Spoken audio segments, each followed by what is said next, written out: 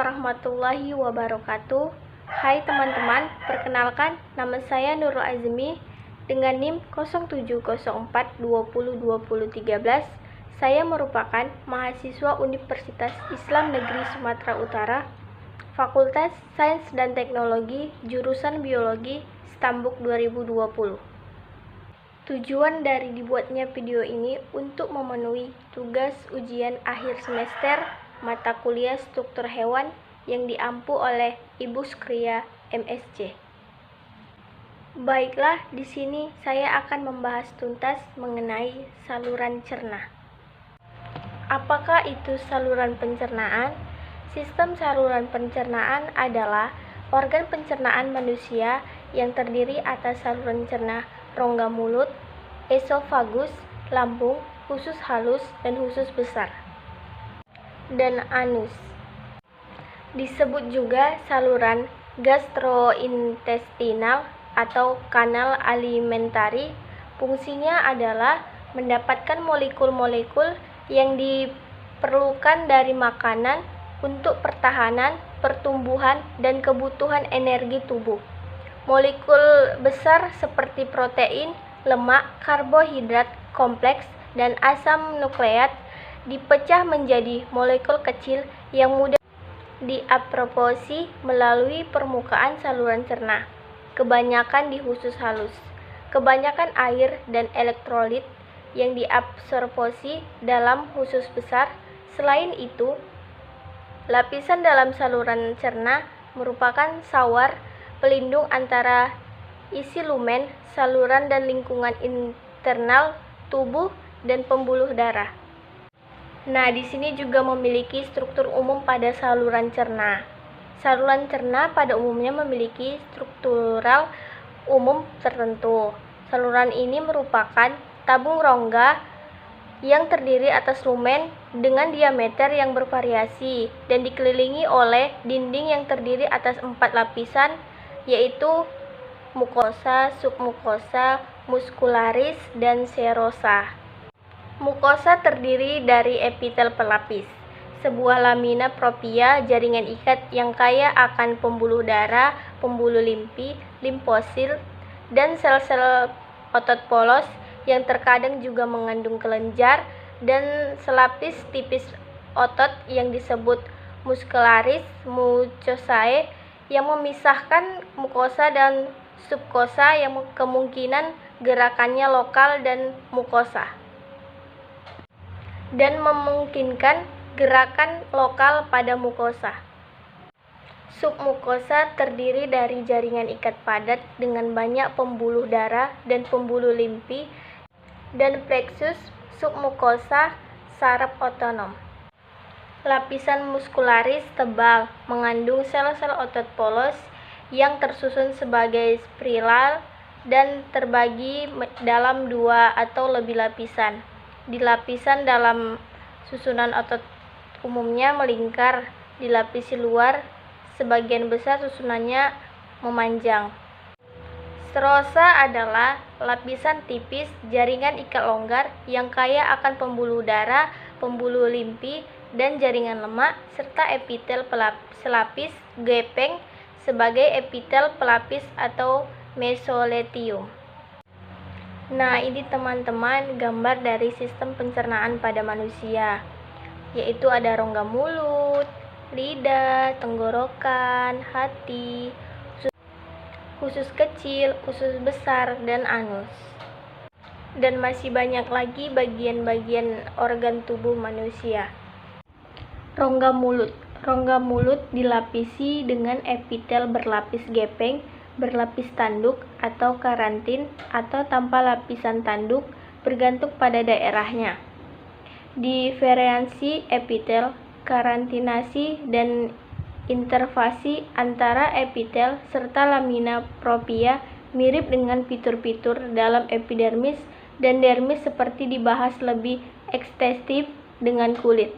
Seperti karantinasi, sel permukaan pada epidermis, sel superfisial diratakan pada epitel mulut mengalami deskumalasi kontinu yang hilangnya di permukaan. tidak seperti epidermis berganti bulu sel pada non-keratin pada praktatin epitel mulut menahan inti. Lapisan keratin melindungi mulut terhadap kerusakan selama mukosa mengunyah dan hanya terdapat pada gingiva dan falatum durum. Lamina propria, daerah ini memiliki sejumlah papila dan langsung melekat pada jaringan tulang. Selanjutnya lidah. Lidah adalah masa rangka yang ditutupi oleh sesuatu membran mukosa yang memanipulasi dicerna oleh bahan selama pengunyahan dan menelan. Serat-serat otot yang berorientasi ke semua area memungkinkan tingkat pada mobilitas tinggi. Jaringan ikat lamina propria menyusup ke dalam celah-celah di antara berkas-berkas otot. Membran mukosa melekat erat pada ototnya. Permukaan bawah dari lidah halus dengan mukosa, lapisan tifikal, permukaan dorsal lidah bertekstur irregular yang ditutupi di sebelah anterior sejumlah besar tonjolan kecil yang disebut papila dari 2/3 bagian anterior dan tosila ligulasi dan kumpulan posterior ketiga atau akar lidah. Papilar dan area tonsil pada permukaan lingual dipisahkan oleh batas berbentuk huruf V yaitu sulcus terminalis. Nah, dapat kita lihat dalam bagian-bagian lidah itu terdapat mengecap rasa pahit, mengecap rasa asin, mengecap rasa asam, dan mengecap rasa manis. Nah, di dalam rongga mulut juga terdapat pada gigi. Gigi pada manusia dewasa normalnya terdapat 32 gigi permanen yang tersusun dalam 2 lengkung simetris bilatera di tulang maksila dan mandibula. Setiap kuadrat memiliki 8 gigi, 2 incisivus, 1 caninus, 2 premolar, dan 3 molar tetap. 20 dari gigi-gigi permanen ini berasal dari gigi primer atau gigi susu yang akan terlepas, sisanya adalah gigi molar tetap yang tidak memiliki prekursor desi 2.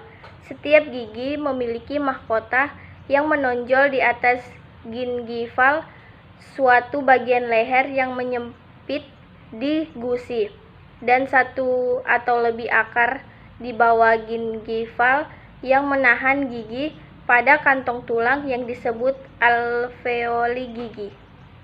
Nah, ini dia gambar dari bagian-bagian dalam gigi, yaitu ada emal, gusi, dentin, ruang pulva, saluran akar, ligamen periodontal, mahkota, akar, dan tulang. Selanjutnya esofagus. Esofagus adalah tabung berotot panjang sekitar 25 cm pada orang dewasa yang menyangkut menelan materi dari paring ke dalam lambung. 4 lapisan saluran pencernaan pertama menjadi papan dan jelas terlihat dalam esofagus. Mukosa esofagus memiliki mukosa tidak berkeratin, epitel, squamosa berlapis, dan submucosa, mengandung kelenjar kecil, fanskeresi mukus. Kelenjar esofagus dengan sekres yang memudahkan transport makanan dan melindungi mukosa esofagus. Di dalam lamina propria, daerah dekat lambung, terdapat kelompok kelenjar yaitu kelenjar kardiak esofagus yang juga mensekresi mukus. Nah, dapat kita lihat dari gambar bagian-bagian esofagus yaitu terdiri dari faring, ke kerongkongan, ke tenggorokan, menuju makanan, mereaksi otot, kontraksi otot, dan dengan menuju lambung. Selanjutnya lambung. Lambung adalah segmen sangat melebar dari saluran pencernaan yang fungsi utamanya adalah 1. Untuk melanjutkan pencernaan karbohidrat diinisiasi oleh amilase salvia. Yang kedua, untuk menambah cairan asam kepada makanan, mengubah makanan oleh kerja otot menjadi suatu massa disebut kental oleh aktivitas berputar dari muskularis itu. Yang ketiga, untuk memulai pencernaan trigliserida oleh lipase yang disekresikan. Dan yang keempat, membantu dimulainya pencernaan protein oleh enzim pepsin. Nah, di sini dapat kita lihat dalam gambar terdapat bagian-bagian lambung, yaitu dari kerongkongan, tubuh lambung, serabut otot, serabut saraf melingkar, serabut saraf melintang, filotorus, dan lapisan dalam. Selanjutnya yaitu usus halus. Usus halus adalah tempat akhir berlangsungnya pencernaan dan nutrisi atau produk pencernaan diserap oleh sel-sel dari lapisan epitel. Usus halus relatif panjang sekitar 5 meter dan terdiri atas 3 segmen, yaitu duodenum, jejunum, ileum. Segmen-segmen tersebut memiliki banyak kemiripan ciri dan akan dibahas bersama-sama. Nah, di sini dapat kita lihat dari gambar terdapat bagian-bagian dari usus halus, yaitu dari pembuluh darah, rongga, lapisan otot, lipatan melingkar, villi, dan adsorpsi nutrisi. Adsorpsi nutrisi di dalamnya terdapat sel epitel, kapiler darah, pembuluh limfi, villi. Nah, usus besar. Usus besar atau usus yang penyerapan air dan elektrolit serta membentuk bahan yang tidak dapat dicerna dalam fases. Memiliki erigo berikut: cecum pendek dengan katum ileosekal dan appendix yang naik, melintang, turun, serta kolon sigmoid dan rektum di masa fase disimpan sebelum evakuasi. Mukosa kekurangan villi dan kecuali di dalam rektum tidak memiliki lipatan utama. Kurang dari sepertiga selama usus halus. Usus besar memiliki diameter yang lebih besar, yaitu 6-7 cm. Dinding usus yang mengkerut ke dalam serangkaian dari kantong besar yang disebut haustra. Nah, di dalam usus besar terdapat bagian-bagian dalam usus besar. Selanjutnya hati. Hati merupakan organ terbesar di tubuh dengan berat sekitar 1,5 kg atau sekitar 2% berat tubuh orang dewasa. Terletak di kuadrat kanan atas perut, tepat di bawah diafragma. Hati memiliki lobus kiri utama dan kanan utama dengan 2 lebih kecil lobus rendah, yang sebagaimana besar ditutupi oleh kapsul tipis dan mesohelium. Dari peritoneum visceral, kampus menebal di hilus atau porta hepatis di sisir inferior, di mana suplai darah ganda dari pembuluh darah portal dan arterial hepatika memasuki rongga, dan di mana vena hepatica, limfate, dan ductus keluar dari empedu secara umum. Fungsi pencernaan utama hati adalah produksi empedu, zat kompleks yang diperlukan untuk emulsifikasi, hidrolisis, dan penyerapan lemak dalam duodenum. Hati merupakan penerataan sistem pencernaan dengan darah, organ dalam saluran cerna, tempat penyerapan nutrien yang digunakan bagian lain. Sekitar 75% dari darah memasuki hati adalah kaya nutrisi, tapi O2 rendah. Darah dari vena portal yang timbul dari lambung, usus, dan limpa. 25% lainnya berasal dari arteri hepatika dan persediaan O2 organ. Nah, di sini dapat kita lihat gambar pada hati, yaitu ada hati bagian kiri dan hati bagian kanan, dan ada kantung empedu. Kantung empedu adalah organ berongga berbentuk buah pir yang melekat pada permukaan bawah hati dan mampu menyimpan 30-50 mm empedu. Dinding kantung empedu terdiri atas mukosa yang terdiri atas epitel selapis silindris dan lamina propria muscularis tipis dengan berkas serabut otot yang tersusun dalam beberapa arah dan lapisan adventitia eksternal atau serosa.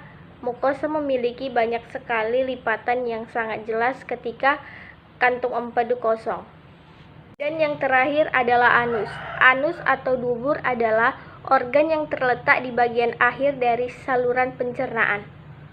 Anus berbentuk saluran dengan panjang 3,5 sampai 5 cm yang tersusun atas otot-otot dasar panggul dan 2 sifter atau otot yang fungsinya seperti katup. Beberapa bagian anus terbentuk dari lapisan kulit. Bagian luar dubur dilapisi oleh kulit luar yang menyambung. Sementara itu, sebagian lagi tersusun dari usus besar. Bila dilihat dari luar, anus berbentuk seperti lubang kecil. Anus tersusun atas 2 sphincter yang terletak di dinding usus dan di dasar panggul. Rongga mulut. Rongga mulut dilapisi dengan epitel berlapis gepeng, berlapis tanduk atau karantin atau tanpa lapisan tanduk bergantung pada daerahnya. Diferensi epitel, karantinasi, dan interfasi antara epitel serta lamina propria mirip dengan fitur-fitur dalam epidermis dan dermis seperti dibahas lebih ekstensif dengan kulit. Seperti karantinasi, sel permukaan pada epidermis, sel superfisial diratakan pada epitel mulut mengalami deskumalasi kontinu yang hilangnya di permukaan. Tidak seperti epidermis berganti bulu sel pada non-keratin pada praktatin epitel mulut menahan inti. Lapisan keratin melindungi mulut terhadap kerusakan selama mukosa mengunyah dan hanya terdapat pada gingiva dan falatum durum.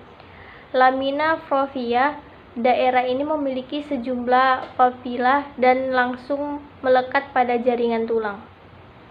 Selanjutnya lidah. Lidah adalah massa otot rangka yang ditutupi oleh sesuatu membran mukosa yang memanipulasi dicerna oleh bahan selama pengunyahan dan menelan. Serat-serat otot yang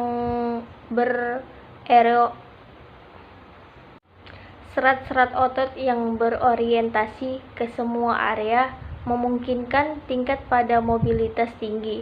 Jaringan ikat lamina propria menyusup ke dalam celah-celah di antara berkas-berkas otot. Membran mukosa melekat erat pada ototnya. Permukaan bawah dari lidah halus dengan mukosa lapisan tifikal. Permukaan dorsal lidah bertekstur irregular dan ditutupi sebelah anterior oleh sejumlah besar tonjolan kecil yang disebut papila. Dari 2/3 bagian anterior yang ditutupi di sebelah anterior sejumlah besar tonjolan kecil yang disebut papila. Dari 2/3 bagian anterior dan tosila, ligualasi, dan kumpulan posterior ketiga atau akar lidah. Papilar dan area tonsil pada permukaan lingual dipisahkan oleh batas berbentuk huruf V, yaitu sulcus terminalis.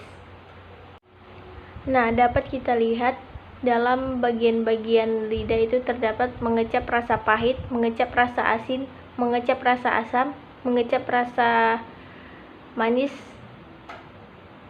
dan mengecap rasa manis. Selanjutnya esofagus. Esofagus adalah tabung berotot panjang sekitar 25 cm pada orang dewasa yang menyangkut menelan materi dari paring ke dalam lambung. 4 lapisan saluran pencernaan pertama menjadi papan dan jelas terlihat dalam esofagus. Mukosa esofagus memiliki mukosa tidak berkeratin, epitel, squamosa berlapis, dan submukosa mengandung kelenjar kecil venkresi mukus. Kelenjar esofagus dengan sekres yang memudahkan transport makanan dan melindungi mukosa esofagus. Di dalam lamina propria, daerah dekat lambung, terdapat kelompok kelenjar yaitu kelenjar kardiak esofagus yang juga mensekresi mukus.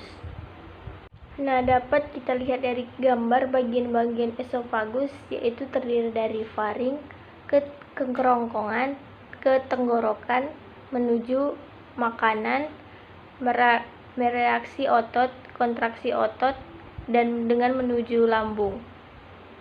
Selanjutnya lambung. Lambung adalah segmen sangat melebar dari saluran pencernaan yang fungsi utamanya adalah satu untuk melanjutkan pencernaan karbohidrat diinisiasi oleh amilase salvia. Yang kedua, untuk menambah cairan asam kepada makanan, mengubah makanan oleh kerja otot menjadi suatu massa disebut kental oleh aktivitas berputar dari muskularis itu. Yang ketiga, untuk memulai pencernaan trigliserida oleh lipase yang disekresikan, dan yang keempat dapat membantu dimulainya pencernaan protein oleh enzim pepsin. Nah, di sini dapat kita lihat dalam gambar terdapat bagian-bagian lambung, yaitu dari kerongkongan, tubuh lambung, serabut otot, serabut saraf melingkar, serabut saraf melintang, filotorus, dan lapisan dalam. Selanjutnya yaitu usus halus. Usus halus adalah tempat akhir berlangsungnya pencernaan dan nutrisi atau produk pencernaan diserap oleh sel-sel dari lapisan epitel. Usus halus relatif panjang sekitar 5 meter dan terdiri atas 3 segmen, duodenum, jejunum, dan ileum. Segmen-segmen tersebut memiliki banyak kemiripan ciri dan dibahas bersama-sama. 3 segmen yaitu duodenum, jejunum, ileum. Segmen-segmen tersebut memiliki banyak kemiripan ciri dan akan dibahas bersama-sama. Lapisan keratin melindungi mulut terhadap kerusakan selama mukosa mengunyah dan hanya terdapat pada gingiva dan palatum durum. Lamina propria, daerah ini memiliki sejumlah papila dan langsung melekat pada jaringan tulang. Nah, di sini dapat kita lihat dari gambar terdapat bagian-bagian dari usus halus, yaitu dari pembuluh darah, rongga, lapisan otot, lipatan melingkar, villi, dan adversi nutrisi. Dan yang terakhir adalah anus. Anus atau dubur adalah organ yang terletak di bagian akhir dari saluran pencernaan. Anus berbentuk saluran dengan panjang 3,5 sampai 5 cm yang tersusun atas otot-otot dasar panggul dan 2 sphincter atau otot yang fungsinya seperti katup. Beberapa bagian anus terbentuk dari lapisan kulit. Bagian luar dubur dilapisi oleh kulit luar yang menyambung. Sementara itu, sebagian lagi tersusun dari usus besar. Bila dilihat dari luar, anus berbentuk seperti lubang kecil. Anus tersusun atas 2 sphincter yang terletak di dinding usus dan di dasar panggul. Nah, ini dia berikut gambaran dari anus. Sekianlah dari video penjelasan saya. Jika ada salah-salah dan perbuatan saya mohon maaf. Lebih dan kurangnya, wabillahi taufiq wal hidayah. Wassalamualaikum warahmatullahi wabarakatuh.